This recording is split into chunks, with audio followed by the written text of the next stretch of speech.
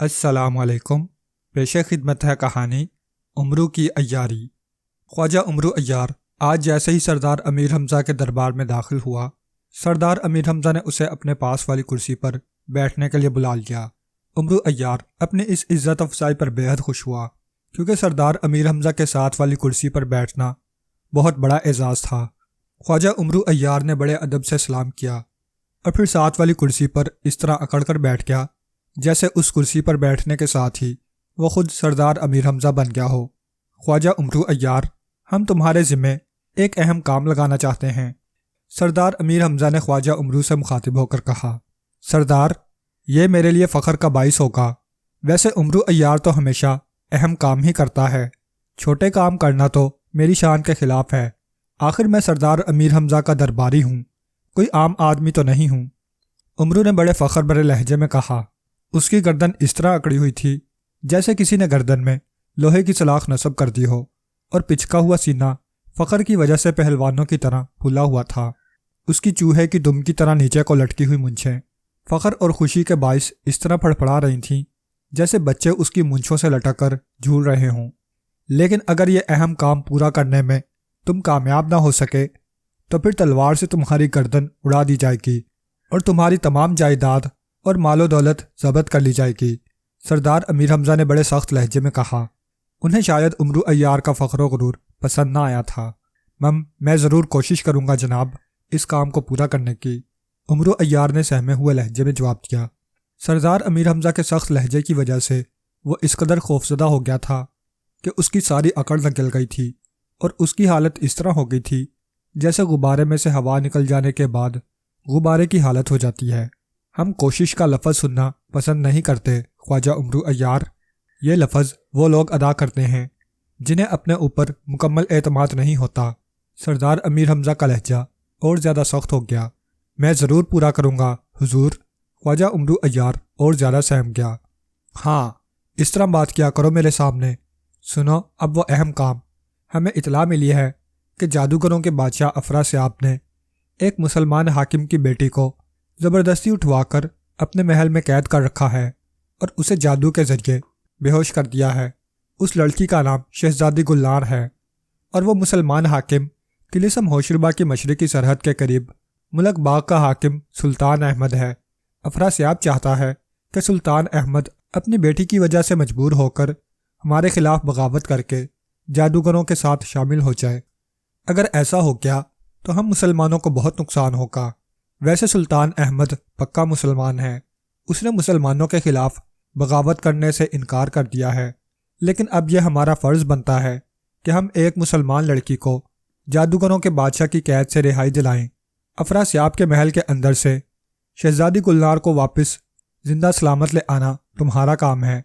اگر تم اس میں کامیاب رہے تو ہم انعام و اکرام دیں گے، اور اگر تم ناکام رہے تو پھر تمہاری گردن تلوار سے اڑا دی جائے گی اور تمہاری تمام جائیداد اور مال و دولت ضبط کر لی جائے گی، سردار امیر حمزہ نے تفصیل بتاتے ہوئے کہا۔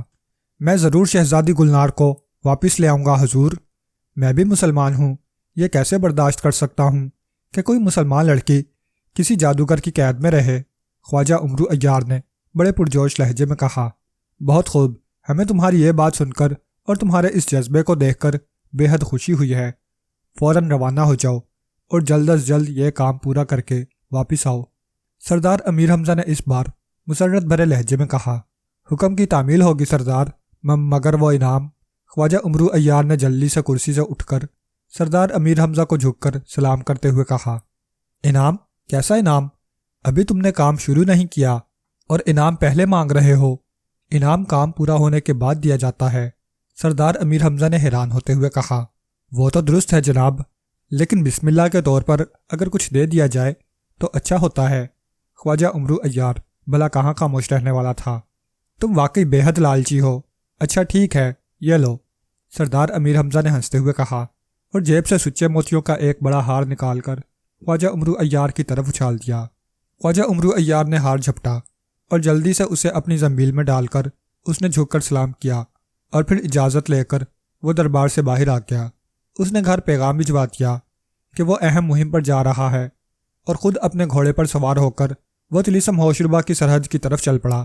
ویسے تو وہ ہزاروں بار طلسم ہوشربا کے اندر جا چکا تھا اور افراسیاب کے محل کا بھی ایک ایک کونا اس کا دیکھا بالا تھا، لیکن 1 ماہ پہلے افراسیاب نے ایک نئے جادوگر کو سرحد کا حاکم بنایا تھا، اور یہ جادوگر جس کا نام ٹوٹو جادوگر تھا بے حد ظالم اور سخت آدمی تھا۔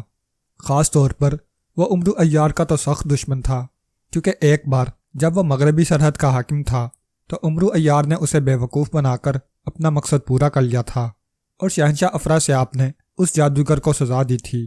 تب سے وہ عمرو عیار کا سخت دشمن تھا، اور اس کی بڑی خواہش تھی کہ کبھی عمرو عیار اس کے ہاتھ آ جائے تو اس سے گن گن کر بدلے چکائے۔ عمرو عیار کو بھی اس کی اطلاع مل گئی تھی، اس لیے وہ بے حد محتاط ہو گیا تھا، لیکن اب بہرحال مجبوری تھی اسے اس ٹوٹو جادوگر کو کسی نہ کسی طرح بے وقوف بنا کر طلسم ہوشربا میں داخل تو ہونا ہی تھا، تاکہ شہزادی گلنار کو رہا کرا کر واپس لے جا سکے۔ اس لیے اب وہ گھوڑے پر سوار طلسم ہوشربا کی طرف بڑھتے ہوئے کوئی ایسی عیاری سوچ رہا تھا جس سے وہ اس ٹوٹو جادوگر کو آسانی سے بے وقوف بنا سکے۔ اور پھر اس کے ذہن میں ایک ترکیب آ گئی۔ ٹوٹو جادوگر جسمانی طور پر بے حد موٹا تھا، اس قدر موٹا کہ اس کے لیے چلنا پھرنا بھی دشوار تھا۔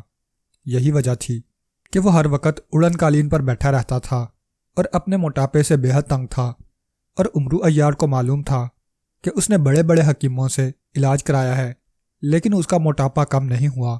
چنانچہ عمرو عیار نے اب اسے حکیم بن کر اور اس کے موٹاپے کا علاج کرنے کے بہانے اسے بے وقوف بنانے کی ترکیب سوچی تھی۔ گھوڑا دوڑاتے وہ 3 دن بعد طلسم ہوشربا کی سرحد کے پاس پہنچ گیا۔ طلسم ہوشربا کی سرحد بھڑکتی ہوئی آگ کی موٹی سی دیوار تھی جو زمین سے لے کر آسمان تک بلند تھی، اور اس دیوار کو کوئی توڑ نہ سکتا تھا اور نہ اسے پھلانگ سکتا تھا، ورنہ ایسا کرنے والا فوراً ہی جل کر راکھ ہو جاتا تھا۔ طلسم ہوشربا کی سرحد کے قریب پہنچ کر عمرو عیار گھوڑے سے اترا اور اس نے گھوڑے کو وہیں چرنے کے لیے چھوڑ دیا، اور خود اس نے اپنی زنبیل میں سے روغن عیاری نکال کر اپنے چہرے، ہاتھوں اور جسم کے دوسرے حصوں پر مل دیا۔ اب وہ ایک بہت بوڑھا آدمی نظر آنے لگ گیا تھا۔ اس نے زنبیل میں سے پرانے حکیموں جیسا لباس بھی نکال کر پہن لیا۔ اس لباس کے اوپر اس نے ایک بڑا سا چوغا پہن لیا تھا، اس طرح اس کی زنبیل اس چوغے کے اندر چھپ گئی تھی۔ سر پر سبز رنگ کی بھاری سی پگڑی باندھے اور ہاتھ میں ایک لاٹھی اٹھائے وہ اس طرح سرحد کی طرف بڑھنے لگا کہ دیکھنے والے یہی سمجھیں کہ وہ کسی خاص کام سے اس طرف جا رہا ہے۔ ابھی عمرو عیار آگ کی اس دیوار سے تھوڑی ہی دور پہنچا تھا کہ یکلخت آگ کی دیوار کا درمیانی حصہ بجھ گیا، اور اس میں سے ایک پہرے دار کی شکل نظر آئی جس کے ہاتھ میں خوفناک تلوار تھی۔ کون ہو تم اور اس طرف کیوں آ رہے ہو؟ جانتے نہیں ہو کہ یہ طلسم ہوشربا کی سرحد ہے، ادھر آنے کی سزا موت ہے۔ پہرے دار نے چیختے ہوئے اور انتہائی غصیلے لہجے میں کہا، اچھی طرح جانتا ہوں، میرا نام حکیم سلیمان ہے اور میں حکیم لقمان کا خاص شاگرد ہوں۔ میرے علم نے بتایا ہے کہ طلسم ہوشربا کا سرحدی حاکم بہت موٹا ہے اور اس کا علاج بڑے بڑے حکیم نہیں کر سکے۔ میرے پاس اس کے موٹاپے کا ایسا علاج ہے کہ ہمیشہ کے لیے اسے اس بیماری سے نجات مل سکتی ہے۔ مجھے یقین ہے کہ سرحدی حاکم مجھے بہت سا انعام و اکرام دے گا۔ عمرو عیار نے اس طرح کانپتے ہوئے لہجے میں کہا جیسے وہ واقعی بے حد بوڑھا آدمی ہو۔ تمہارے پاس کیا ثبوت ہے کہ تم واقعی حکیم ہو؟ پہرے دار نے شک بھرے لہجے میں پوچھا۔ ثبوت دوں؟ دیکھو، تمہاری آنکھوں میں خرابی ہے۔ میرے پاس ایسا سرما ہے کہ جیسے ہی اس کی ایک ایک سلائی تم آنکھوں میں لگاؤ گے، تمہاری آنکھیں ہمیشہ کے لیے ٹھیک ہو جائیں گی۔ عمرو عیار نے کہا، او اچھا، پھر تو ضرور لگاؤ، اس آنکھوں کی بیماری نے تو مجھے عاجز کر رکھا ہے۔ پہرے دار واقعی خوش ہو گیا۔ پھر آگ سے باہر آؤ، لیکن تم مجھے معاوضہ کیا دو گے؟ عمرو عیار نے کہا، میں تو غریب پہرے دار ہوں، تمہیں کیا معاوضہ دے سکتا ہوں؟ پہرے دار نے آگ سے باہر نکل کر عمرو عیار کے پاس آتے ہوئے کہا، لیکن میں تو بغیر معاوضے کے کبھی دوا نہیں دیتا، یہ مجھے میرے استاد حکیم لقمان کی نصیحت ہے۔ اگر میں ایسا کروں گا تو مجھ سے حکمت کا علم ہی چھین لیا جائے گا۔ عمرو عیار نے منہ بناتے ہوئے کہا، لیکن میں تو نہایت غریب آدمی ہوں۔ پہرے دار نے عاجزانہ لہجے میں کہا۔ جب اسے اپنا مطلب پڑا تو اس کا سارا غصہ اور اکڑ ختم ہو گئی تھی۔ ضروری نہیں کہ تم مجھے پیسوں میں معاوضہ دو، تم اس کے بدلے کوئی کام بھی کر سکتے ہو۔ ویسے اس سرمے کی ایک سلائی کا معاوضہ 10 لاکھ اشرفیاں ہیں، اس طرح 2 سلائیوں کا معاوضہ بنتا ہے 20 لاکھ اشرفیاں۔ عمرو عیار نے کہا، 20 लाख अशरफियाँ؟ मैं तो 20 अशरफियाँ भी नहीं दे सकता। और कोई काम बताओ जो मैं कर सकता हूँ। वो मैं ज़रूर करूँगा। पहरेदार ने कहा, मुझे मेरे इल्म ने बताया है कि शहंशाह अफरासियाब भी इन दिनों बीमार रहता है और उसका इलाज कोई हकीम नहीं कर सकता। ये खाली बीमारी नहीं है बल्कि मर्जुल मौत है, यानी ऐसी बीमारी या मर्ज कि जिसके नतीजे में मौत यकीनी होती है। इसलिए इसका इलाज दुनिया का कोई हकीम नहीं कर सकता सिवाय हकीम सुलेमान के, जो हकीम लुकमान का ख़ास शागिर्द है। मैं शहंशाह अफरासियाब का इलाज कर सकता हूँ और मुझे यकीन है कि जब मैं उसे मौत से बचा लूँगा तो वो मुझे बेहद इनाम व इकराम देगा। लेकिन मैं उसके महल तक पहुँच नहीं सकता, और अगर इसकी इजाज़त लूँ तो जब तक इजाज़त मिलेगी उस वक़्त तक वो मर भी चुका होगा, क्योंकि उसकी मौत बेहद करीब है। इसलिए अगर तुम ऐसा करो कि सरहदी हाकिम को पता न चले और मैं शहंशाह अफरासियाब के महल तक पहुँच जाऊँ, तो मेरा वादा कि मैं शहंशाह अफरासियाब से जो इनाम लूँगा उसमें से 20 लाख अशरफियाँ भी तुम्हें दूँगा, और शहंशाह अफरासियाब को सिफारिश करके तुम्हारी तरक्की कराकर तुम्हें सरहदी हाकिम भी बनवा दूँगा। तुम खुद समझ सकते हो कि जब मैं शहंशाह अफरासियाब को मौत से बचाऊँगा तो वो मेरी सिफारिश नहीं टाल सकेगा। इस तरह तुम्हारी आंखें भी ठीक हो जाएंगी, तुम्हें 20 लाख अशरफियाँ भी मिल जाएंगी और तुम तरक्की पाकर हाकिम भी बन जाओगे। अब बोलो, वरना मैं सरहदी हाकिम का इलाज करके वापस चला जाऊँगा, और अगर उसने भी इलाज ना कराया तब भी मैं यहीं से वापस चला जाऊँगा। लेकिन ये सोच लो कि अगर शहंशाह अफरासियाब को मालूम हो गया कि तुमने हकीम सुलेमान को वापस भिजवा दिया है जो उसे मौत से बचा सकता था, तो फिर तुम्हारी गर्दन उड़ा दी जाएगी। उमरू अय्यार ने उसे पूरी तरह अपनी अय्यारी के जाल में फंसाते हुए कहा, ओ अगर ऐसा है तो मैं तैयार हूँ। सरहदी हाकिम इस वक्त अपने महल में सोया हुआ है, उसे पता न चलेगा और मैं तुम्हें सरहद पार करा दूंगा। पहरेदार ने खुश होते हुए कहा, ठीक है, ये लो सिलाई और लगाओ अपनी दोनों आंखों में। उमरू ने खुश होते हुए कहा, क्योंकि इस तरह उसे अपने दुश्मन सरहदी हाकिम से भी ना टकराना पड़ा था और वो इस पहरेदार की वजह से सीधा अफरासियाब के महल तक पहुंच सकता था। उसने उसे एक बुजुर्ग की दी हुई सुरमे की सिलाई दी थी। इस सुरमे की यह खासियत थी कि इससे आंखों की तमाम बीमारियां ठीक हो जाती थीं, और वही हुआ। जैसे ही पहरेदार ने सिलाई अपनी आंखों में लगाई, उसकी ख़राब आंखें फ़ौरन ही दुरुस्त हो गईं। वाह वाह, तुम तो वाकई बहुत बड़े हकीम हो, तुम्हारी बातों पर मुकम्मल यकीन आ गया है। आओ मेरे साथ, मैं तुम्हें चुप करके सरहद पार करा देता हूँ। आगे तुम्हारी किस्मत, लेकिन अपना वादा याद रखना, भूल ना जाना। पहरेदार ने सिलाई उमरू अय्यार को वापस देते हुए कहा, तुम फिक्र ना करो, बस यूं समझो कि कल तुम हाकिम होगे और तुम्हारे पास 20 लाख अशरफियाँ भी होंगी। उमरू अय्यार ने मुस्कुराते हुए कहा, और पहरेदार के हाथ से सिलाई लेकर अपनी बगल के अंदर छुपी हुई जंबील में डाल दी। उसने जंबील इसलिए छुपा रखी थी कि जंबील बतौर उमरू अय्यार उसकी सबसे बड़ी निशानी थी। आओ मेरे पीछे, पहरेदार ने कहा, और वापस आग की दीवार की तरफ बढ़ गया। आग के करीब पहुंचकर उसने उमरू अय्यार का बाजू पकड़ा और फिर उसे लेकर इत्मीनान से आग की दीवार में से गुजरता हुआ दूसरी तरफ पहुंच गया। चूँकि आग की दीवार जादू की बनी हुई थी और पहरेदारों पर इसका असर न होता था, इसलिए जब पहरेदार ने उमरू अय्यार का हाथ पकड़ लिया तो आग ने उमरू अय्यार को भी कोई नुकसान न पहुंचाया, और उमरू अय्यार इत्मीनान से आग की उस दीवार को पार करके किलिसम होशरबा की सरहद में दाखिल हो गया। पहरेदार उसे साथ लिए हुए आगे बढ़ता गया। यहाँ बाकायदा पहरेदारों की बस्ती थी, लेकिन चूंकि उमरू अय्यार के साथ एक पहरेदार था, इसलिए किसी ने यहाँ उसकी मौजूदगी के बारे में ना पूछा। बस्ती पार कराकर पहरेदार रुक गया और उसने उमरू अय्यार को आगे बढ़ने का इशारा किया। मैंने तुम्हें सरहद पार करा दी है, अब आगे तुम खुद जा सकते हो, लेकिन अपना वादा याद रखना। पहरेदार ने कहा, तुम फिक्र ना करो, उमरू अय्यार ने कहा, और हाथ में पकड़ी लाठी टेकते हुए आगे बढ़ गया। पहरेदार काफ़ी देर वहीं खड़ा उसे जाते हुए देखता रहा, फिर वापस बस्ती की तरफ मुड़ गया। उमरू अय्यार काफ़ी देर तक उसी तरह चलता रहा ताकि पहरेदार अगर कहीं से देख भी रहा हो तो उसे कोई शक ना हो, वरना उसे मालूम था कि अफरासियाब तक इतला पहुंच जाएगी और फिर पूरे तिलिस्म के जादूगरों ने उसे घेर लेना है। वो किस किस के साथ लड़ता फिरेगा। जब उसे तसल्ली हो गई कि अब पहरेदार उसे नहीं देख सकता, तो उसने जंबील में से चादर सुलेमानी निकालकर अपने ऊपर ओढ़ ली और सुनहरी चप्पल निकालकर अपने पैरों में पहन ली। सुनहरी चप्पल मुझे अफरासियाब के महल के بڑے دروازے کے قریب پہنچا دو، عمرو عیار نے چپل پہنتے ہی کہا، اور اس کا یہ فکرہ مکمل ہوتے ہی وہ خود بخود ہوا میں اچھلا اور پھر کسی تیز رفتار پرندے کی طرح اڑتا ہوا افراسیاب کے محل کی طرف بڑھنے لگا۔ عمرو عیار نے چونکہ چادر سلیمانی پہنی ہوئی تھی اس لیے کوئی اسے دیکھ نہ سکتا تھا، اور وہ اطمینان سے اڑتا ہوا آخر کار افراسیاب کے محل کے قریب پہنچ گیا۔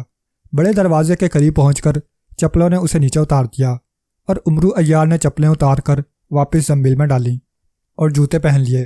لیکن اب ایک اور مسئلہ سامنے آ گیا تھا کہ افراسیاب کے محل کے خاص حصے میں وہ کسی اور روپ میں داخل نہ ہو سکتا تھا۔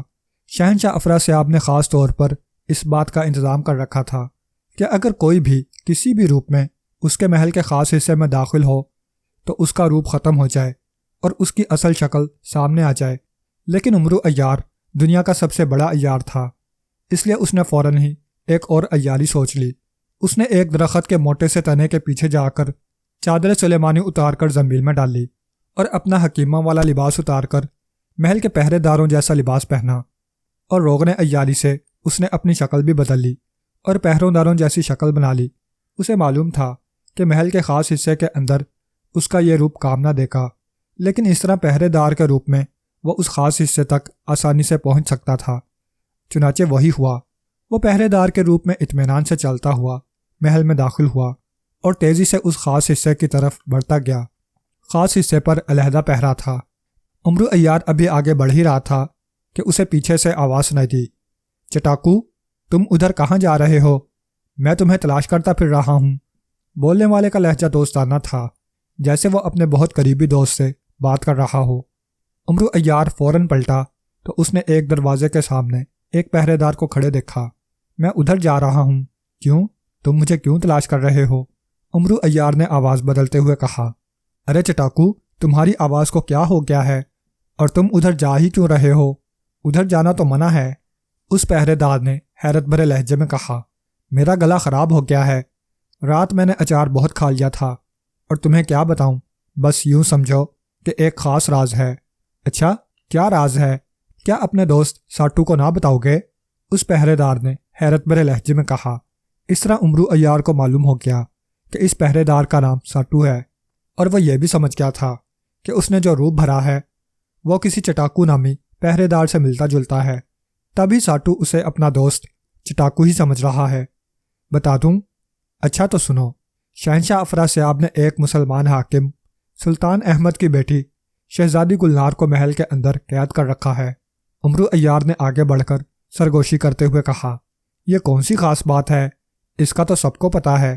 ساٹو نے منہ بناتے ہوئے جواب دیا، خاص بات تو اب بتانے لگا ہوں، کسی کو بتانا نہیں۔ سنو، مجھے معلوم ہوا ہے کہ شہنشاہ افراسیاب بے حد پریشان ہے، کیونکہ وہ شہزادی گلنار نہ جانے کس طرح بے ہوش ہوئی ہے کہ اب ہوش میں نہیں آ رہی۔ بڑے بڑے حکیم کوشش کر چکے ہیں، اور شہنشاہ افراسیاب نے اعلان کرا دیا ہے کہ اگر کوئی اسے ہوش میں لائے گا تو اسے بے حد انعام و اکرام دیا جائے گا۔ عمرو عیار نے کہا، اچھا، لیکن تم اسے کیسے ہوش میں لاؤ گے؟ تم کوئی حکیم ہو؟ ساٹو نے حیرت بھرے لہجے میں کہا، میں ایک حکیم کو جانتا ہوں، وہ بہت بڑا حکیم ہے، لیکن اسے کوئی لالچ نہیں ہے، اس لیے وہ علاج کرنے پر تیار نہ تھا، لیکن میری منت سماجت پر وہ تیار ہو گیا ہے۔ لیکن چونکہ وہ خفیہ رہنا چاہتا ہے، اس لیے اس نے شرط لگائی ہے کہ اس کا وہاں جانے اور علاج کرنے کا کسی کو پتہ نہ چلے۔ مجھے تو اس میں فائدہ ہے، اس طرح میں کہہ دوں گا کہ میں نے علاج کیا ہے، اور شہنشاہ افراسیاب کا دیا ہوا سارا انعام خود لے لوں گا۔ عمرو عیار نے عیاری سے کام لیتے ہوئے کہا، اور چٹاکو، اگر ایسی بات ہے تو مجھے بھی ساتھ شامل کر لو، تھوڑا سا انعام مجھے بھی دے دینا، آخر میں تمہارا دوست ہوں۔ ساٹو عمرو عیار کی توقع کے عین مطابق اس کی عیاری کے جال میں پھنس گیا۔ ٹھیک ہے، واقعی تم میرے دوست ہو، لیکن ایک بات ہے، خاص حصے کا حاکم میرا دشمن ہے، اگر اسے پتہ چل گیا تو وہ مجھے مار ڈالے گا اور سارا انعام خود لے لے گا۔ تم ایسا کرو کہ اس حکیم کو ساتھ لے جا کر اسے شہزادی تک پہنچا دو، حکیم اس کا علاج کرے گا، پھر تم حکیم کو واپس باہر نکال دینا، پھر ہم دونوں اعلان کر دیں گے اور انعام لے لیں گے۔ عمرو عیار نے کہا، او، یہ تو بہت آسان کام ہے، مجھے ایک ایسا راستہ معلوم ہے جو باغ کے اندر سے اس حصے تک جاتا ہے جہاں وہ شہزادی قید ہے، کسی کو پتہ بھی نہ چلے گا، اور میں حکیم کو وہاں لے جاؤں گا اور واپس لے آؤں گا۔ کہاں ہے وہ حکیم؟ ساٹو پہرے دار نے خوش ہوتے ہوئے کہا، اور عمرو عیار اس کی بات سن کر اور بھی زیادہ خوش ہو گیا۔ آؤ میرے ساتھ، عمرو عیار نے کہا، اور ساٹو اسے ساتھ لے کر اس باغ میں چھپ گیا۔ میں چھپ جاتا ہوں اور حکیم کو تمہارے ساتھ بھیج دیتا ہوں، تم یہیں رکو، عمرو عیار نے کہا، اور ساٹو کے سر ہلانے پر جلدی سے وہ ایک بڑی پہاڑی کے پیچھے پہنچ گیا۔ اس نے جلدی جلدی اپنا لباس بدلا، روغن عیاری ختم کر کے اصل شکل میں آیا، اور اپنا اصل لباس پہن کر وہ اس جھاڑی سے باہر آ گیا۔ میں حکیم ہوں، کہاں ہے وہ چٹاکو کا دوست ساٹو؟ عمرو عیار نے ساٹو کے قریب جاتے ہوئے کہا۔ او آؤ میرے ساتھ، ساٹو نے کہا، اور پھر عمرو عیار کا ہاتھ پکڑ کر وہ ایک خفیہ دروازے سے لے کر محل کے خاص حصے میں داخل ہوا۔ یہاں سے ایک سرنگ اس حصے تک جاتی تھی جہاں وہ شہزادی قید تھی۔ عمرو عیار نے اصل شکل اس لیے کر لی تھی کہ اسے معلوم تھا کہ محل کے خاص حصے میں داخل ہوتے ہی وہ خود بخود اصل شکل میں آ جاتا، اور اگر اس نے شکل بدل رکھی ہوتی تو پہرے دار کو شک پڑ جاتا۔ اب اسے شک نہ پڑے گا، اور عمرو عیار جانتا تھا کہ یہ عام سا پہرے دار ہے، اسے اس کے متعلق کوئی علم نہ ہوگا، اور وہی ہوا۔ ساٹو پہرے دار واقعی اسے نہ جانتا تھا، اس لیے وہ اسے حکیم ہی سمجھتا رہا۔ سرنگ ختم ہوئی تو وہ ایک کمرے میں پہنچ گئے، اور کمرے سے نکل کر وہ ایک برآمدے میں پہنچ گئے جس کے آخر میں ایک خوبصورت کمرہ تھا، جس کے ایک بستر پر شہزادی گلنار بے ہوش لیٹی ہوئی تھی۔ وہ سامنے بستر پر شہزادی موجود ہے، جاؤ اسے ہوش میں لے آؤ، میں یہیں رک کر خیال کرتا ہوں، ساٹو پہرے دار نے کہا، اور عمرو عیار سر ہلاتا ہوا جلدی سے آگے بڑھا اور شہزادی گلنار کے بستر پر پہنچ کر رک گیا۔ پہلے تو اس نے حکیموں کی طرح شہزادی کی نبض دیکھی، کیونکہ اسے معلوم تھا کہ برآمدے میں کھڑا ہوا ساٹو پہرے دار اسے دیکھ رہا ہے۔ ویسے وہ دیکھتے ہی پہچان گیا تھا کہ شہزادی کو بڑے جادو کے ذریعے بے ہوش کیا گیا ہے، اور بڑے جادو کا توڑ اس کے پاس تھا۔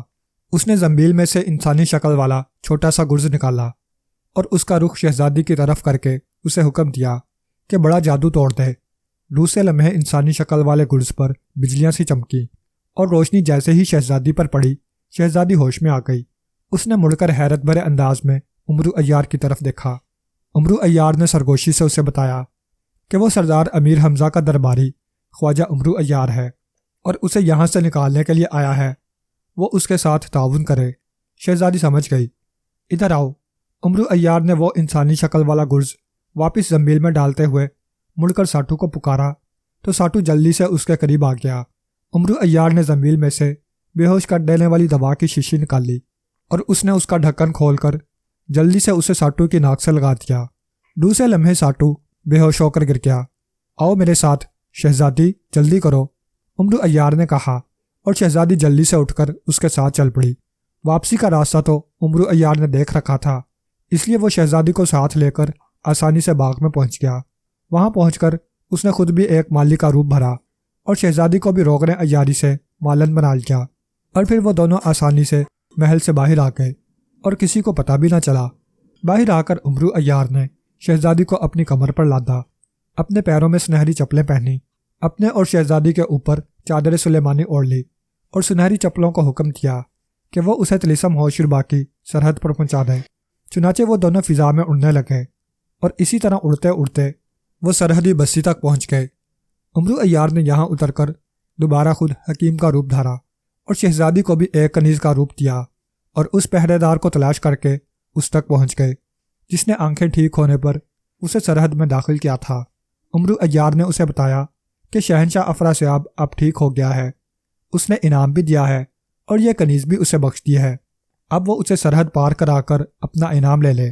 پہرے دار خوش ہو گیا، اور وہ ان دونوں کا بازو پکڑ کر انہیں بستی سے گزار کر سرحد پر لے آیا، اور آگ کی دیوار پار کرا کر باہر لے آیا۔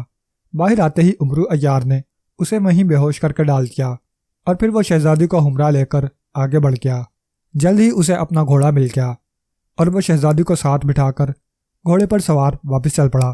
وہ بہت خوش تھا کہ اب وہ سردار امیر حمزہ سے بھی انعام لے گا، اور شہزادی کے باپ سلطان احمد سے بھی انعام لے گا۔ واقعی اس نے اپنی عیاری سے کام لیتے ہوئے شہنشاہ افراسیاب کو پتہ بھی نہ چلنے دیا تھا، اور شہزادی کو اس کی قید سے نکال بھی لایا تھا، اور واقعی وہ دنیا کا سب سے بڑا عیار تھا، عیار زماں۔